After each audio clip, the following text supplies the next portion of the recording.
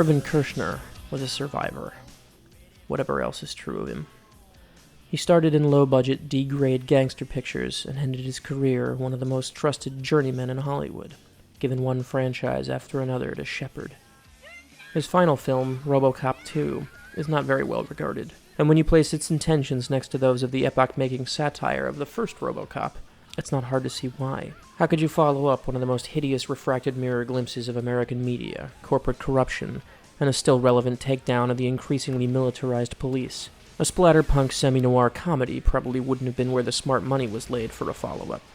But that's what Kershner delivered, thanks to a Bowdlerized Frank Miller screenplay and Hollywood's hunger for the next dollar. The trouble is that the character of Robocop doesn't work outside of its intended original context. It's perfect for satire and ludicrous in drama. The gait,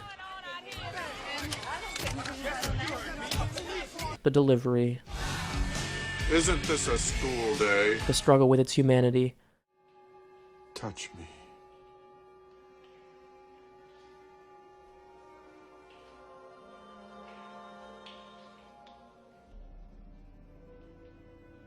It's cold. They made this to honor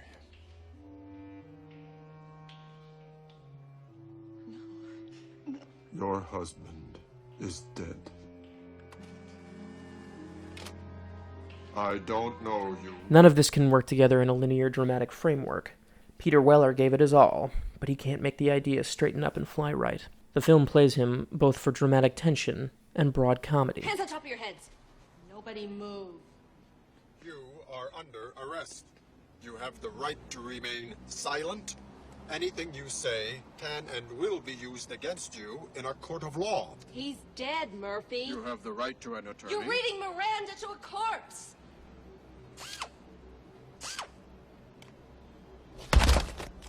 I'm having trouble. Having said that, I'd argue that the movie Kershner made from an imperfect engine is very impressive.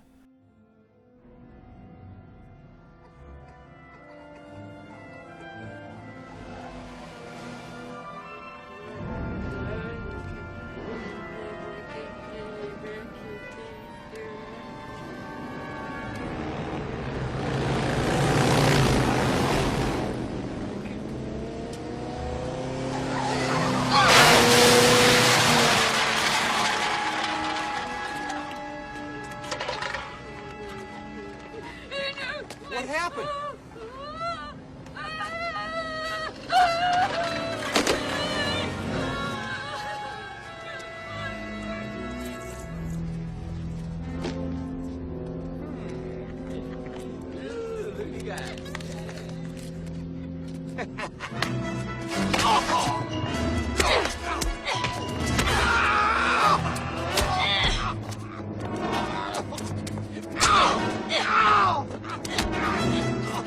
Get off! Hold him! Oh, you put my eye out, bitches! Shut up, you fuckhead! Oh, you're Hurry! breaking my fucking arm! Look at this, what a nasty man. Night's May. Let's pay Papa and get us what we need. Nuke me, baby. He's out there, come on!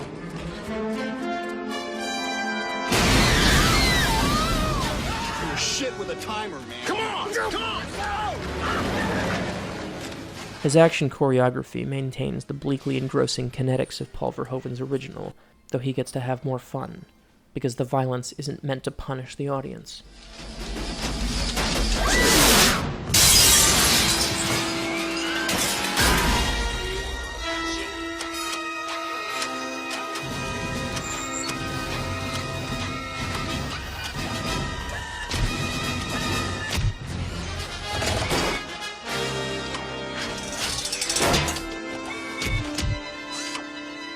You're coming with me, Kane.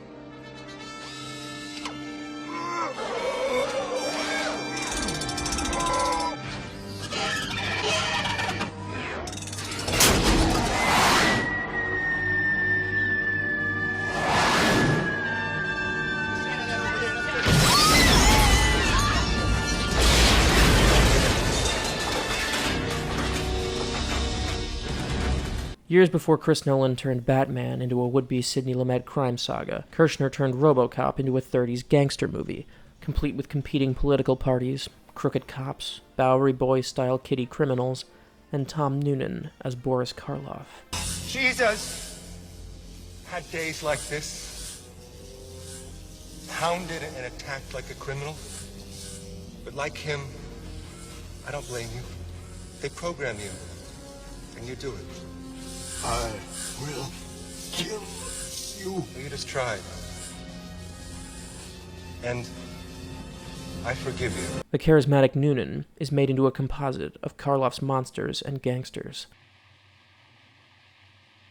Well, that kid don't take no rap for me. I'm going to keep an appointment.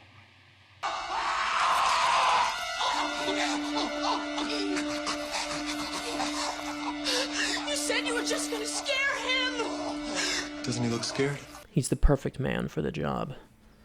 Kirshner, in effect, traded one form of maximalism for another, and though it's plain that the character was only ever intended for one of them, there's a lot of charm in what he managed to do with a film that by all rights should never have been attempted.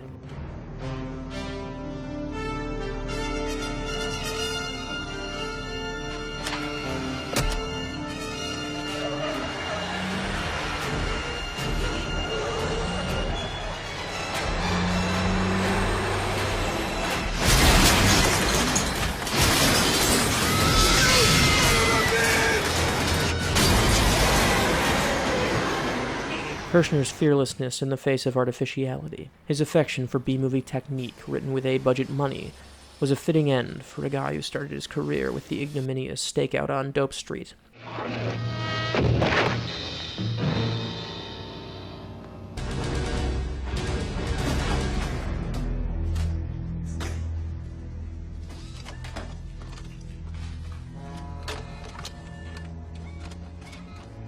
Kirshner survived long enough to dictate the direction of the biggest properties and ideas Hollywood had to offer. Like Robocop, he was probably never meant to be here, but he made a hell of a showing for himself while he was.